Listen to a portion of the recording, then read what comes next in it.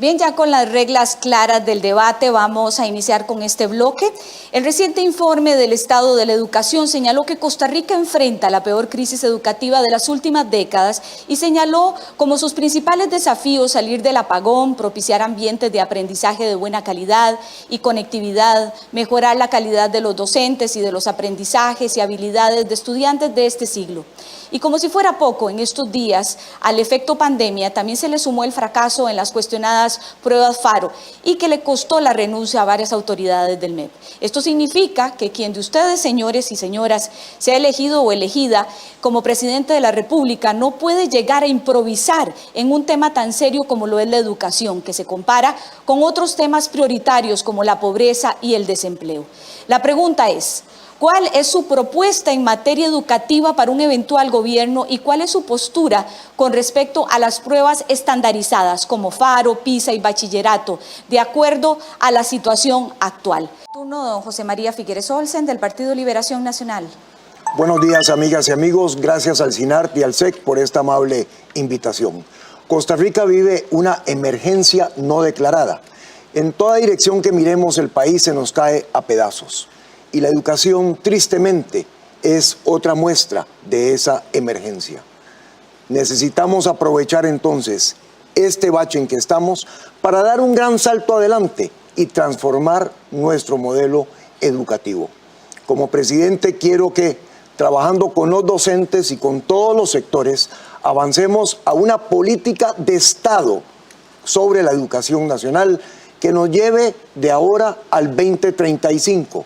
Con puntos intermedios de evaluación y, si se requiere, rectificación en el 2025 y el 2030. Estoy a favor de pruebas de evaluación, que los técnicos nos digan cuáles son las mejores, porque se necesitan para medir nuestro avance. El tema esencial es la educación y el futuro de la educación en nuestro país.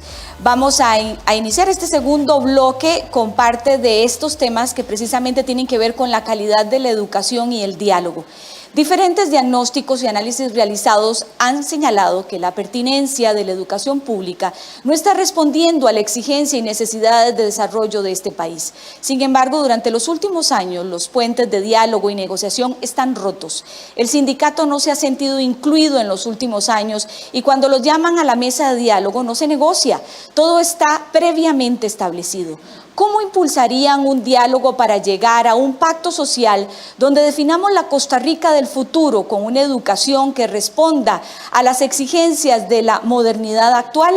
Además, ¿qué aspectos proponen para solventar esas falencias educativas? María Figueres, del Partido Liberación Nacional.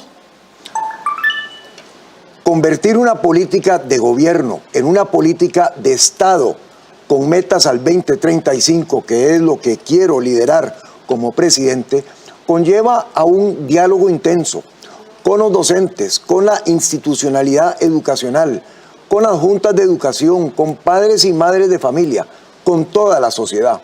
Este debe ser un proyecto en el cual nos involucremos todas y todos. Debe, por supuesto, organizar su trabajo, primero en un rescate de la emergencia y segundo en la transformación del modelo educativo. En el rescate, importantísimo, ayudarle a los niños que están llegando a cuarto y quinto grado sin leer y escribir, con una cruzada nacional de alfabetización. Cursos cortos de empleabilidad para los jóvenes que no están llegando a concluir su ciclo de secundaria para que puedan ir a trabajar en el sector dinámico, que es el sector de la tecnología en el país. Y por supuesto, liberar de los docentes de esa carga enorme que tienen administrativa, plataformas como Siri y como el PIAD, que no hacen más que quitarle tiempo del tiempo que deberían de estar en el aula.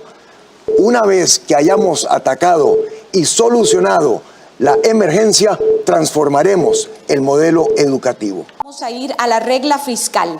Y precisamente nos vamos a ir con el rector de la Universidad Nacional, don Francisco González, quien formula esta pregunta. Es claro que la situación económica que atravesamos como planeta y especialmente como país urge de atención prioritaria especialmente en materia de crisis fiscal y reactivación económica. Sin embargo, la aplicación de la regla fiscal como un mecanismo de control del gasto público, cuya vigencia opera en nuestro país en los 2 últimos años, como resultado de la Ley de Finanzas Públicas o Ley 9635, ha acarreado importantes dificultades en su ejecución en materia de disponer las instituciones públicas y especialmente las educativas de un presupuesto adecuado que permita enfrentar la situación provocada por la pandemia y la importancia de mantener el servicio educativo de excelencia y calidad. Hoy es claro que la aplicación de la regla ha generado distorsiones importantes en el quehacer de las instituciones públicas y las tiene prácticamente al borde de un cierre técnico. Una regla fiscal como la que tenemos requiere de un análisis riguroso respecto a los impactos que en este momento está teniendo sobre la institucionalidad pública en su conjunto. Reconocemos que la regla se aplica de manera rígida y en tiempos de pandemia. Por lo tanto, urge de una revisión integral. Ustedes, personas que están aspirando a la presidencia de esta república, si el voto popular así lo consideran, están dispuestos a hacer un análisis pormenorizado, orientado a modificar la actual regla fiscal de manera que permita un balance en el ajuste entre la crisis y el sostenimiento de las finanzas públicas, pero también el bienestar y el Estado social de derecho que ha impulsado y ha hecho grande a nuestro país. Muchísimas gracias. Así es que les reitero, señoras y señores candidatos, la pregunta es, ¿estarían dispuestos a que el sector educación quede fuera de la regla fiscal? Sí, no y por qué. Seguimos con don José María Figueres Olsen del Partido Liberación Nacional. Este asunto de la regla fiscal no se puede resolver con un sí o con un no. Yo empiezo por agradecerle a las personas docentes que durante esta crisis sé que han puesto de sus propios recursos para socorrer a estudiantes, para ayudarlos, para llevarles fotocopias y para, en fin, hacer milagros en una condición dificilísima que hemos vivido. Pero los balances macroeconómicos del país son también importantes y no se pueden festinar. Les pongo un ejemplo. En las últimas semanas, producto de la inseguridad que causa en los mercados financieros, el estar hablando de que si la regla fiscal va o viene y otras cosas, el dólar se ha subido a 650 colones por dólar. En este país hay 500,000 hipotecas de familias costarricenses en dólares que ganan en colones. El movimiento durante estas semanas del valor del dólar los ha hecho perder, o más bien les ha aumentado el 15 al 20% de sus hipotecas. O sea que han perdido todo lo que han pagado durante los últimos 2 o 3 años.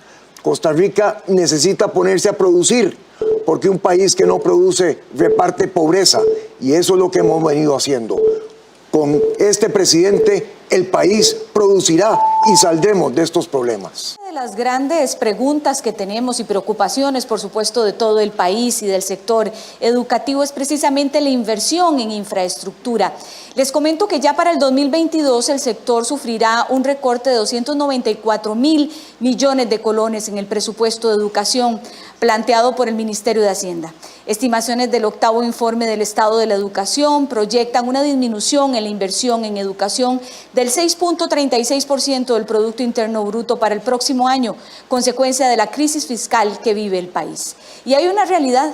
En nuestro país existen más de 800 centros educativos con problemas serios de infraestructura y estos en su mayoría con órdenes sanitarias vigentes. La pregunta es, ¿cuál sería la solución inmediata que propondría para reconstruir esos centros educativos, teniendo en cuenta que la aplicación de la regla fiscal evidentemente limitaría la ejecución del presupuesto de la educación? En este caso tenemos 1:30 para responder a cada una de las preguntas y empezamos con José María Figueres del Partido Liberación Nacional. Ciertamente aquí tenemos uno de los retos.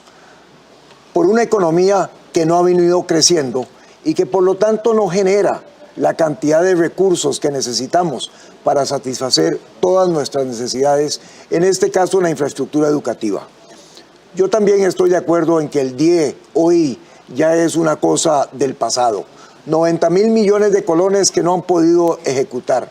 Esos recursos debemos de pasarlos a las municipalidades para que en las municipalidades, trabajando con las asociaciones de desarrollo y generando empleo, que es la prioridad nacional a nivel local, podamos mejorar la condición de escuelas, colegios y además construir los nuevos que nos hacen falta. Pero además, quiero abrir la oportunidad para que sean fondos de pensiones de las y los costarricenses que inviertan en la construcción de escuelas y colegios con los recursos que tienen garantizados por el Estado. Eso pone al Estado a alquilar esas instituciones, esas edificaciones, pero nos permite construir mucho más colegios y escuelas rápidamente como lo necesitamos en este país y le da un rendimiento a los fondos de pensiones mucho mejor que el que tienen en este momento. Precisamente en este bloque vamos a hablar un poco de la dignificación del magisterio. Y la pregunta para iniciar este bloque es: ¿cuál es su propuesta para recuperar y nivelar a todos los estudiantes en las distintas modalidades y disciplinas que se han visto rezagados en sus estudios por la pandemia del COVID-19? Esto partiendo del hecho de que hoy contamos con más de 426.000 estudiantes sin conexión y 1 de cada 3 bibliotecas escolares cuenta con menos de un libro por estudiante matriculado. Eso sí, para los gremios del Magisterio Nacional es importante que esto no implique un exceso de cargas laborales en los trabajadores de la educación. José María Figueres, del Partido Liberación Nacional. He venido conversando de la emergencia no declarada en que vive el país en todo sentido y por supuesto también en la educación. Esta pregunta tiene que ver con lo primero, la responsabilidad de rescatar para que después transformemos el modelo mediante una gran cruzada nacional hacia convertir la educación en una política de Estado de aquí al 2035. En este campo de rescatar propongo 6 medidas concretas. Primero, un programa de lecciones remediales para ayudar a los jóvenes que están en 4º y 5º grado, que no comprenden su lectura y que no escriben bien, a que así lo hagan. Veo ahí a personas docentes perfectamente capacitadas que están pensionadas, que nos pueden ayudar. Veo ejecutivos de empresas que están cerca de escuelas que le den tiempo a esos estudiantes. Segundo, cursos cortos para la empleabilidad de los otros jóvenes, 250, 300.000, que ya casi lograron salir, pero no salieron de sus últimos ciclos de educación superior y que están cortos de un bachillerato o de la conclusión de estudios secundarios. Cursos de inglés, de acreditaciones de Microsoft, de Cisco, de Google, para que puedan entrar al mercado laboral. Tercero, cortar las responsabilidades administrativas de los docentes. Cuarto, fortalecer el SINART, que lo he venido mencionando como una excelente herramienta de educación en el país. Y quinto, capacitar a directores y directoras en todo el país. Don José, nos vamos con la pregunta 2 del bloque 3, que tiene que ver con condiciones laborales. La calidad de la educación de un país depende de la calidad de su personal docente y administrativo. ¿Qué condiciones laborales y salariales ofrecerían a las trabajadoras y trabajadores del sistema educativo para mejorar y fortalecer la calidad de la educación? Hoy, cuando se han violentado sus derechos, como la suspensión del pago de sus anualidades, el aumento del costo de vida, el no pago de la zona de menor desarrollo y otros que afectan la calidad de vida de sus familias, a pesar de las grandes luchas que el sindicato ha dado con justicia y seguimiento. Vamos con el señor José María Figueres Olsen, del Partido Liberación Nacional. 6 medidas concretas en este asunto. Primero, la estabilidad laboral. Aquí se ha hablado sobre los interinatos. Hay educadores, personas docentes que se pensionan como interinos, y eso no puede ser. Tenemos un sistema alambicado de plazas de propiedad, muchas veces muy, muy lejanas a donde vive la persona docente. Eso va contra el bienestar de esa familia. Eso se puede mejorar. Segundo, condiciones en el trabajo. Importantísimo mejorarlas.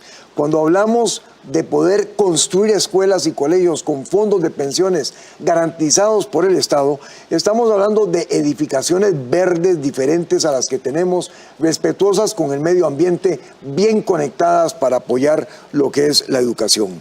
Tercero, capacitación permanente, sobre todo en idiomas, porque este país debería de ser un país bilingüe, inglés y español al año 2030, para poder insertarnos en la economía mundial como queremos hacerlo. Cuarto, evaluaciones, porque esas evaluaciones nos van a permitir saber en qué se le puede apoyar al educador para mejorar sus posibilidades como docente. Y quinto, un MEP que funcione. Hoy no funciona para nada. Que no podía faltar un tema tan importante como la ley de empleo público, que es parte de lo que vamos a discutir a continuación. Ante la posible aprobación de la ley de empleo público, ¿se comprometerían a sentarse con los sindicatos para discutir las modificaciones necesarias antes de su implementación? ¿Cuáles son esos cambios que para ustedes son negociables y cuáles no? Seguimos con don José María Figueres del Partido Liberación Nacional.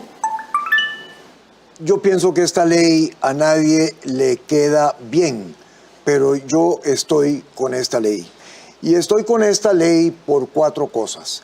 Primero, porque la situación financiera, fiscal, económica del Estado, después de estas dos administraciones, es absolutamente fatal y necesitamos arreglarlo hacia el futuro. Segundo, porque esto no afecta las personas, los colaboradores que hoy trabajan en el Estado. Es decir, no es retroactiva la ley, por lo tanto no afecta ninguna de las condiciones salariales en que las personas que ya trabajan con el Estado lo hacen.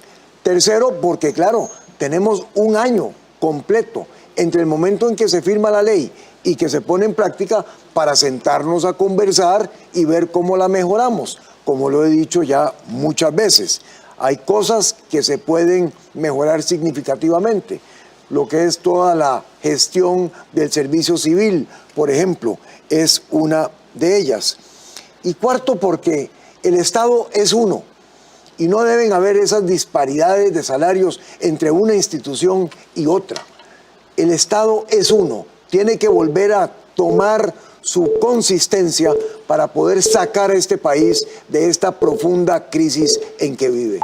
Ahora le vamos a pedir a don Gilbert Díaz, que ya se encuentra en el escenario, como un acto de buena fe y compromiso por la educación costarricense, ¿dónde se le pedirá a los candidatos que tengan a bien firmar este documento que tuvieron en sus manos hace unos días? El Sindicato de Trabajadoras y Trabajadores de la Educación Costarricense, SEC, les envió hace unos días un documento de compromiso de cara al futuro de la educación costarricense, con el objetivo de que nuestros niños, niñas, jóvenes y personas adultas tengan permanencia en el acceso a la educación, que se les permita aprender a desarrollar sus habilidades y valores para la construcción de una sociedad con la justicia social, libertad y democracia inclusiva y equitativa. En este momento, don Gilbert hace un recorrido por los paneles de los diferentes candidatos, quienes podrían estar de acuerdo en firmar este documento o ese compromiso. En el caso de don José María Figueres, en este momento le está entregando más bien al SEC un documento donde él considera que deberían ser esos grandes compromisos de la educación costarricense o sus grandes compromisos con la educación costarricense. Este documento tiene diferentes solicitudes. Candidatos y candidatas a la presidencia de la República tendrán un minuto para cerrar, para hacer esa conclusión, ese mensaje clave que quieren comunicar al sector educativo y a todas las personas que en este momento nos acompañan. José María Figueres Olsen, es su turno. Gracias, amigas y amigos, por participar con nosotros aquí esta mañana. Confirmo mi compromiso de que con una convocatoria amplia a todos los sectores avancemos hacia una política de educación que sea política de Estado, que podamos revisar en el 25, en el 2030 y en el 2035, y a la cual contribuyamos entre todas y todos. Agradezco a don Gilbert la carta que nos envió. yo le he entregado una explicándole los motivos por los cuales no la he firmado. Y en ella digo, refiriéndome a la carta, expone una serie de consideraciones que podrían ayudar a replantearnos la educación en nuestro país. Coincido con usted en algunas de esas apreciaciones, otras tienen alcances que van más allá de lo concerniente al ámbito de la educación. Y por lo tanto le propongo que llevemos el contenido de la carta a la mesa de diálogo para que sean todos los sectores que puedan participar.